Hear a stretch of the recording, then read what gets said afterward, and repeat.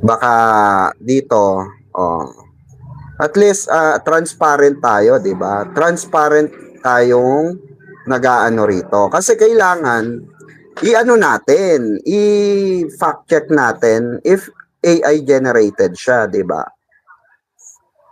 Mm. Kasi kung AI generated, wala namang problema ron eh, 'di ba? Wala namang kaso doon. Oo. Eh di kung totoo, ay di, nakakatuwa, 'di ba? Tawag dito, nakakatambok ng puso. Si Tetsuki ang magaling gumawa niyan. Pwede din tayo magtanong sa kanya. Si Ma'am Tetsuki, oo. Si Ma'am Tetsuki nag-AI talaga 'yon. Oo.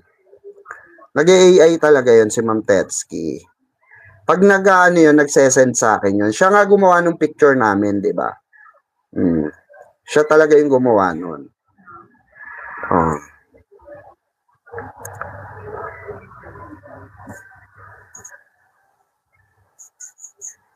Please confirm if this photo was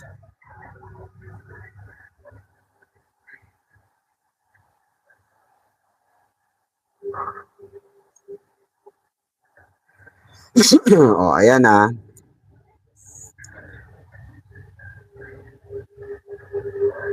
Oh. Antayin natin. Oy, 221 221 na pala. Oh.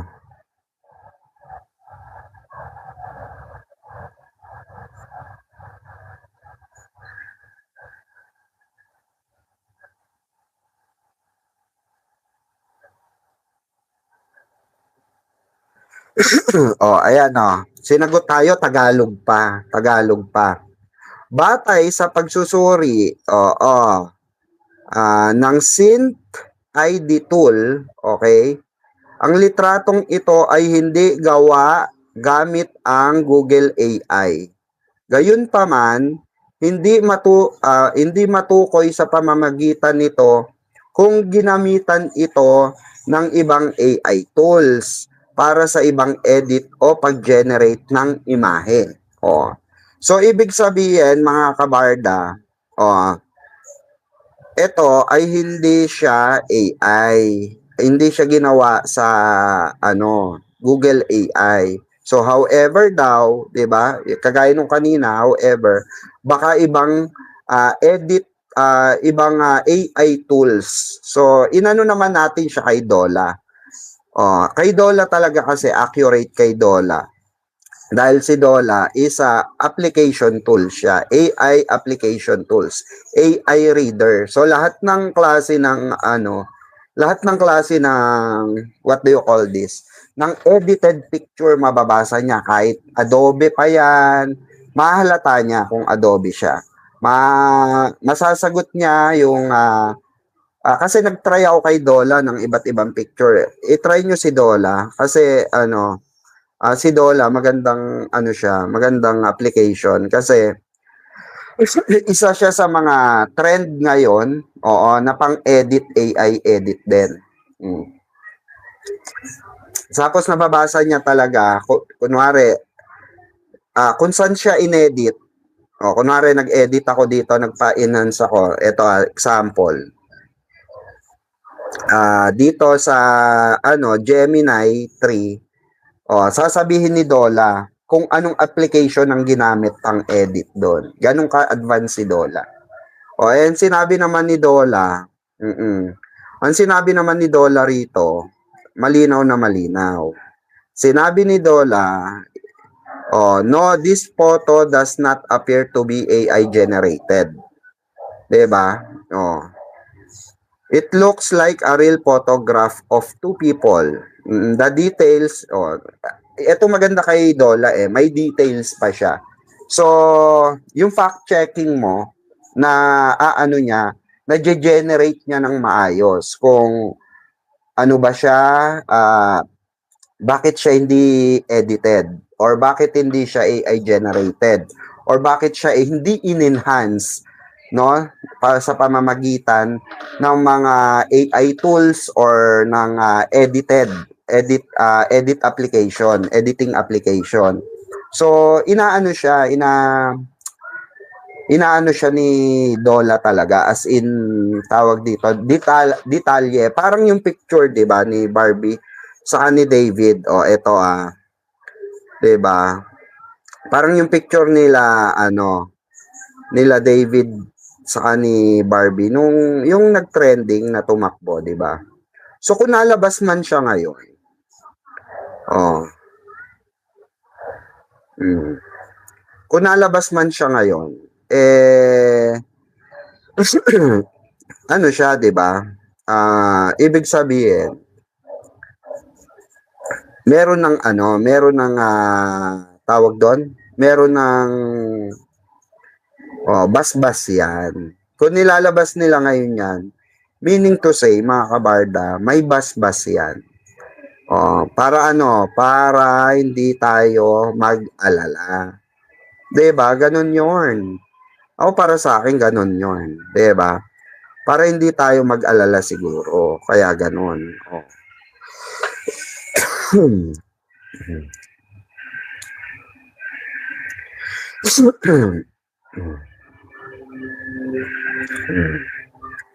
Tulad dito, Dola, please confirm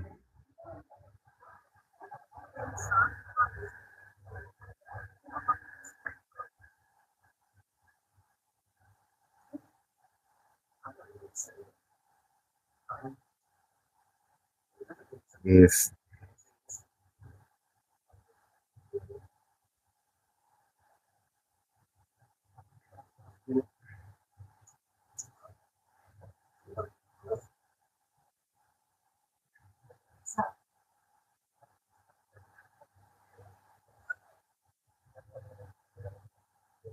hmm.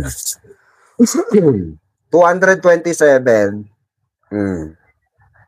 Salamat. Mm.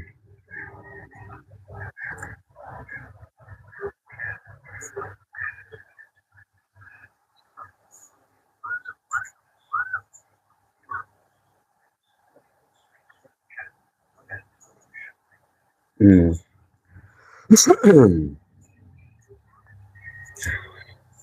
Eto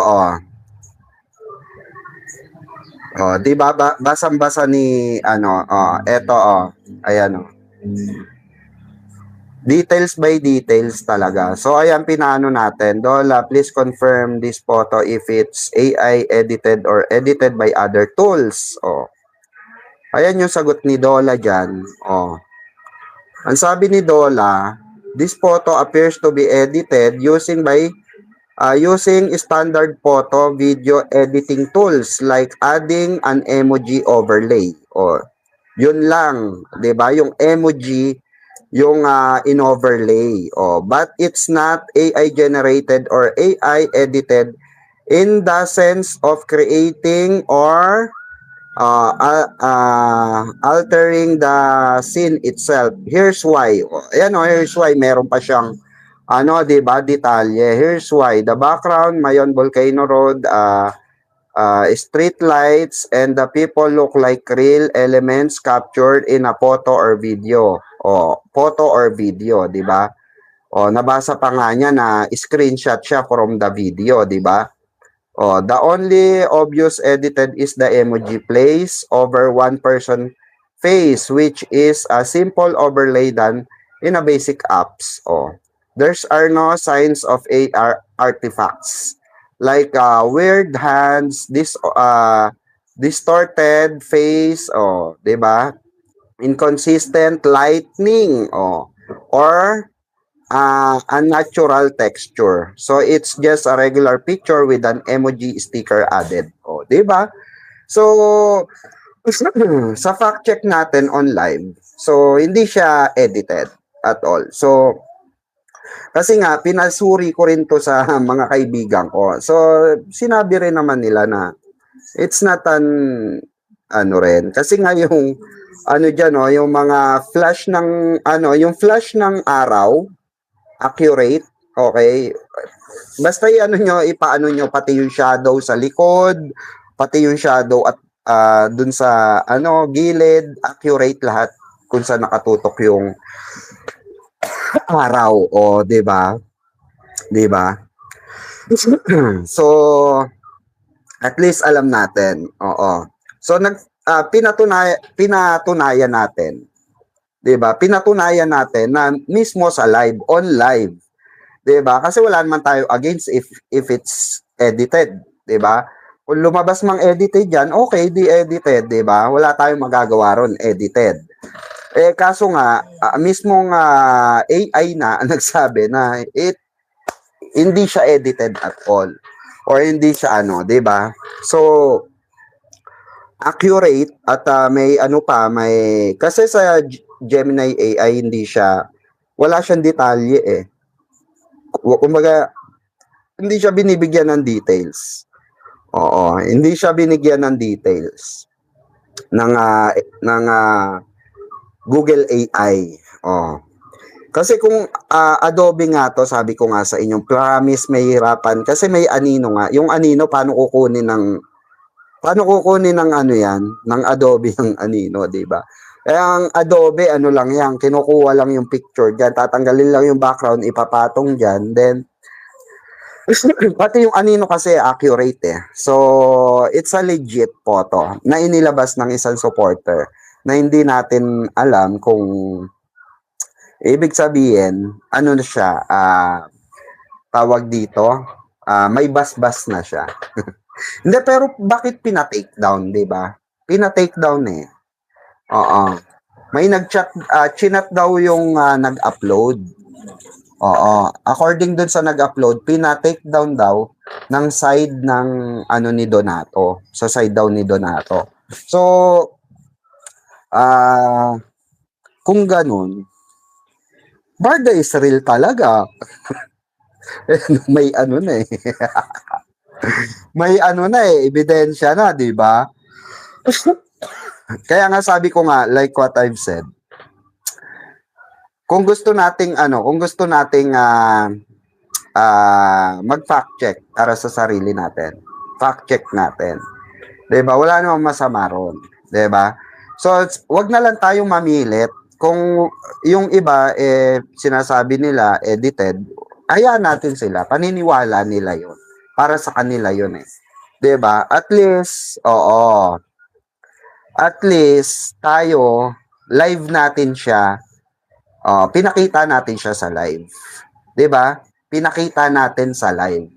So, for example, yung kay Alex Manalang noon na nasa Taipei, 'di ba? Sabi nasa Taipei kasama si David. Ang sabi natin edited. Kasi nga, 'di ba? Sa live natin mismo ginawa, 'di ba? Pina-replace natin si Alex. Tapos tinanong natin si AI kung AI generated siya. Yes, sumagot yung ano. Sino po nakakatanda nun? Sumagot yung AI na yes, it was AI generated. 'Di ba? Inutusan lang natin si AI. Ganun kasi si AI eh. Please remove this person, ganyan-ganyan, Kenny Lou. So tatanggalin niya 'yon. So ma-generate ulit siya ng panibago na wala na yung babae. So pinalit nga natin si Barbie. So ibig sabihin, nilagay lang, 'di ba? Nilagay lang si Alex doon. At based din doon sa AI is AI generated talaga siya. 'Di ba? Sa live din natin inano 'yon. At sa live din natin nabisto sila panot na nag-e-edit talaga sila using Google AI. 'Di ba? So nakita naman natin, obviously, yung McDo, ang sabi rin ni AI, it's not an AI generated. However, baka gumamit daw ng ibang AI tools, 'di ba? AI tools. Pero hindi siya inedit using AI. Okay? Guaranteed 'yon. Ito ring Dola, sinabi niya, it is not an AI. Oo. 'Di ba? Oh, yung sa McDo sa McDo 'yon. Oh, ayan yung sagot niya, oh. No, this photo does not appear to be AI generated. It's look like a real photograph of two people. Mm. 'Di ba? So, obvious naman sabi ko nga ako para sa akin kasi may posibilidad na hindi to AI dahil nga meron silang taping. Meron silang tape noon, meron silang ginawang commercial shoot, 'di ba? Doon sa McDo at ang sabi nga maraming nasa baul, 'di ba? Maraming nasa baul na maraming nasa baul na picture yung dalawa. Oh. So, possible na inilabas talaga ito, 'di ba? Inilabas talaga ito. Oh, hindi natin alam baka galing kay Nathan, 'di ba? At binigay sa Fanny. Hindi natin alam kung galing kay kay genre or kay Tony Aviles, 'di ba? Na binigay sa Fanny o pinost naman ng Fanny, 'di ba? So, ang importante dito, the bottom line here is live natin siya, live tayo nag-fact check. At napatunayan natin na hindi siya AI generated. Okay? Gets. Ngayon nga lang nilalabas kasi nga 'di ba? Ngayon lang nilalabas, may pahiwatig 'yan. May pahiwatig 'yan. Do you think maglalabas sila niyan, magpapalabas sila niyan kung walang pahiwatig? May pahiwatig 'yan. Malaki ang chance na nagpaparamdam na sila. Ay, di ba? Ngayon nilabas para lalo tayong madelulu. Correct, di ba? Correct. Tayo kasi rito nagpa-fact check tayo ng kasi hindi naman tayo affected if ever AI generated siya, 'di ba? Masaya pa rin tayo kasi 'di ba? Siya, tawag dito, barda 'yan 'di ba? Masaya pa rin tayo kahit nga AI nga lang, masaya na tayo 'di ba? Kaso nga hindi siya AI. Sorry but it's not AI, 'di ba? Pinasabik po, sabi ni Mama Ana Caridad Uson. So pag may nagtanong sa inyo, AI, sinabi AI siya, kailangan ikaw mismo sa sarili mo, for example, yung nakausap mo, sige nga kung AI siya, paano siya inedit? Ganun agad ang tanong nyo. Kasi pagka sure yung, for example, sure yung nagsabi, kunwari, pag sinabi, ako nag-edit niyan kaya AI yan. AI generated yan kasi ako nag-edit niyan. So ngayon, sabi mo dun sa tao, nakausap mo, o kung ikaw ang gumawa niyan, ikaw ang nag-edit niyan, sige nga, patingin nga paano mo siya ginawa. Diba? Ganun lang kasimple yun. Para ka nag-iimbestiga ng isang, ng isang krimen. Diba? Na bago ka maniwala doon sa ilalabas na ebidensya, kailangan mo munang susiin ng mabuti, busisiin ng mabuti. 'Di ba? 'Di ba? Ma'am Trini Laureles, mamang, paramdam na ba nila? Oo, in real life ba? Oo nga, Mami Trini, 'di ba? Oo.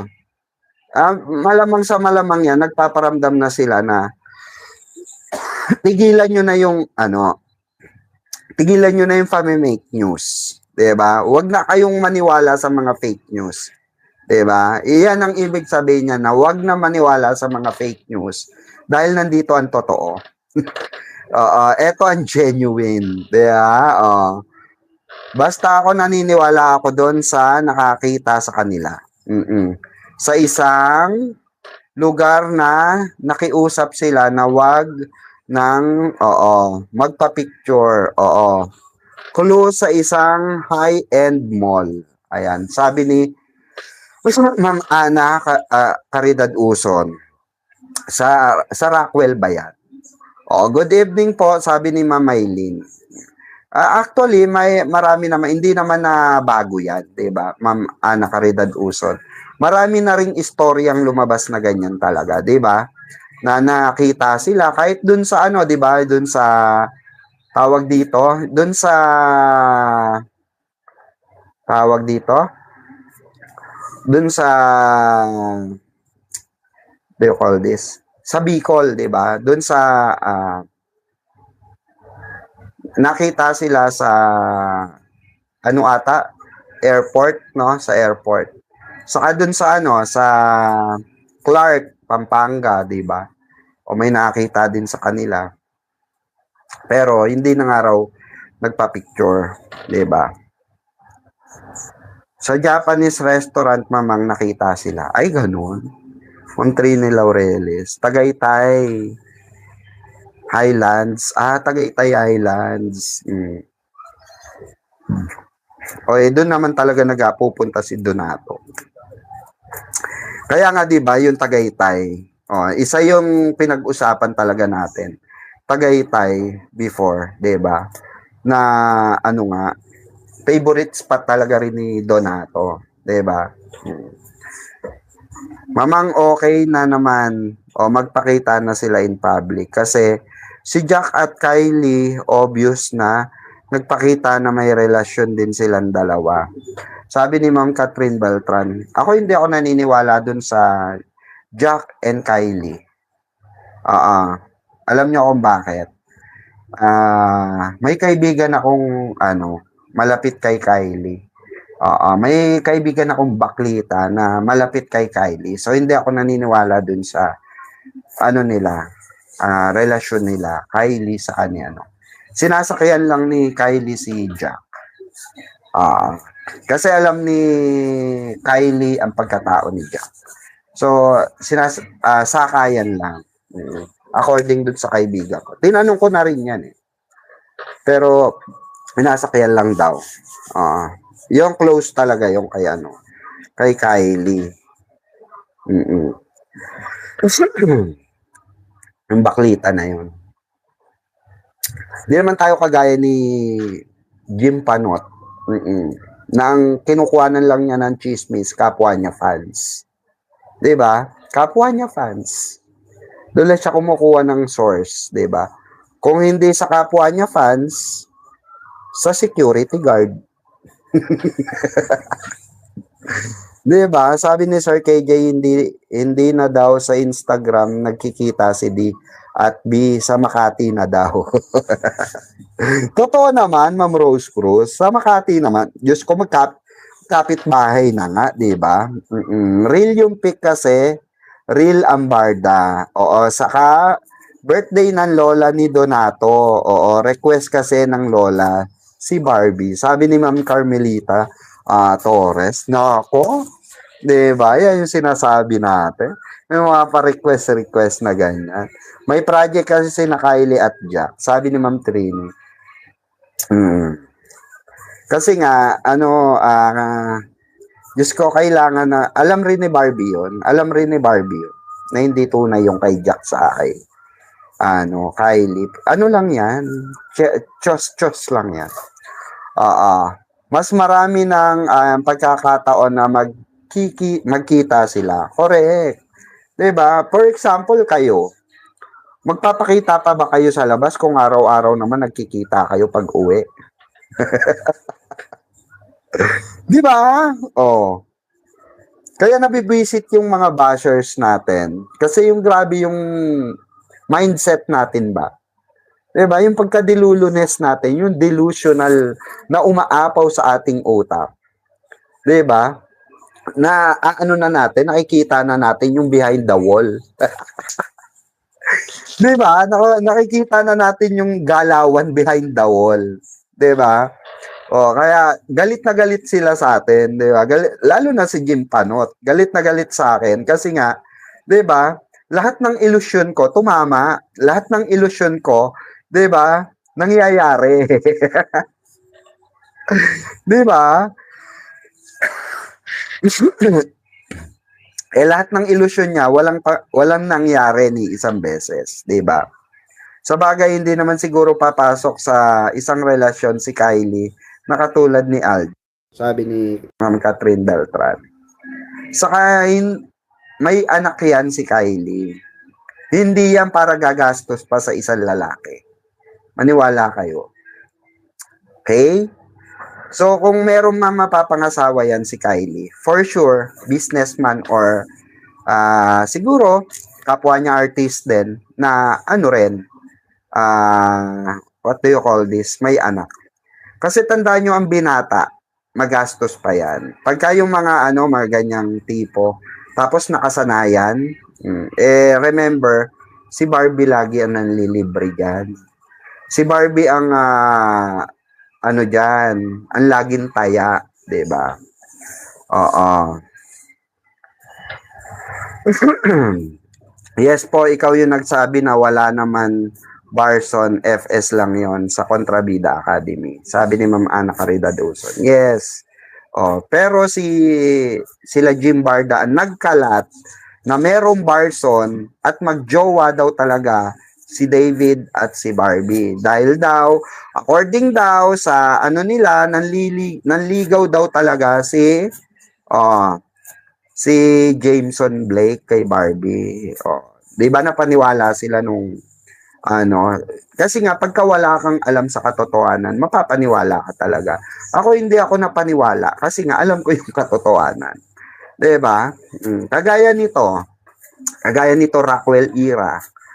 Hindi ako maniniwala sa mga chismis about diyan sa mga palabas ng Alex na 'yan. If, 'di ba? Alam kong hindi maniwala pa siguro kung hindi magkapit-bahay yung dalawa. Kung wala sa Rockwell era, Makati era yung dalawa. 'Di ba? Maniniwala pa ako. 'Di ba? Baka kagating ko pa yung non-showbiz girlfriend ko, no. Pero hindi eh. 'Di ba? Hindi eh. Okay ka na sa QC.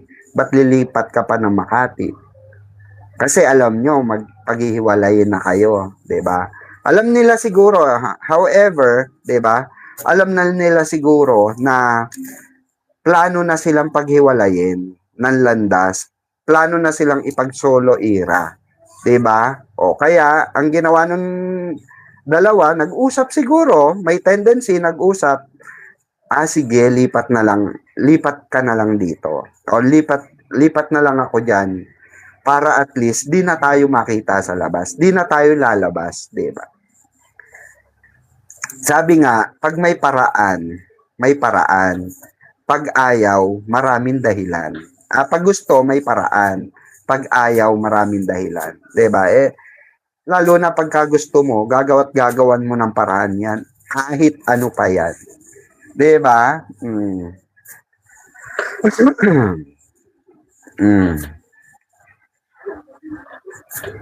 Pati yung issue na naudlot na dapat barda yon, teleserye, napunta kay Jillian na ayaw ni David pero no choice siya. Correct. Binalita na rin po natin yan. Inisplok natin dito sa live yan. 'Di ba? Mamang yung premiere ng mga bida sa Prime Video, hindi nagpansinan si Barbie at Jameson. Hindi ba nagpansin? Akala ko ba Barson is real? Di ba Panot, Jim, 10 ng iyong angkan, 10 ng iyong alipores. Di ba sumisigaw kayo, Barson is real? Asa na kayo? Di ba sabi nyo low-key, super low-key, di ba? Asa na kayo? Dapat ilaban nyo yan, Di ba? Dapat ilaban nila Panot yan. Tapos, natatawa pa ako dito kay Panot. Dahil nga, number 1 basher ko siya, mga kabarda. Lahat ng thumbnail ko, take note, lahat ng thumbnail ko, na-upload ko ngayong week na to, in-upload niya sa channel niya. Fake news daw. Fake news daw yung nasa thumbnail ko. Paano magiging fake news ang isang thumbnail kung hindi mo napanood or hindi mo narinig yung laman ng video. Tama, mali. 'Di ba? Malalaman mo fake news talaga ang isang balita or ang isang video once na napanood mo or narinig mo kung ano yung nakapaloob sa saan? Sa video. At meron kang evidence na magpapatunay na fake news yun. 'Di ba? Madam, edited man yon o hindi, solid barda pa rin ako.